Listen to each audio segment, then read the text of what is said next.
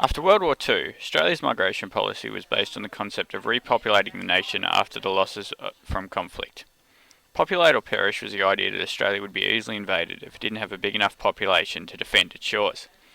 In the post-World War years, new migrants also provided much needed labour and human capital to rebuild and improve the nation's infrastructure. Migrants had traditionally been sourced from Britain, in alignment with the White Australia policy. However, after World War II, Australia opened its borders to a broader spectrum of European migrants. Immigration Minister at the time, Arthur Calwell, stated, "Australia wants and will welcome new healthy citizens who are determined to become good Australians. Apart from British migration, the door is always open within the limits of our existing legislation to people from various dominions, the United States of America, and from European continental countries. The Australian people must welcome newcomers to become assimilated." New migrants to Australia were mainly allocated to rural areas and were not always made to feel welcome.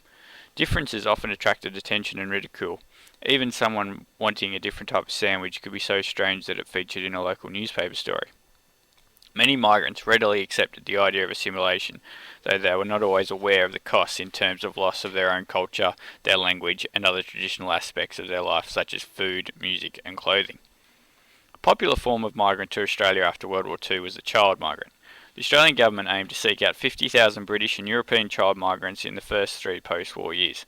Child migrants were popular because they were seen to assimilate into society more easily, had a long working capacity, and could be housed easily.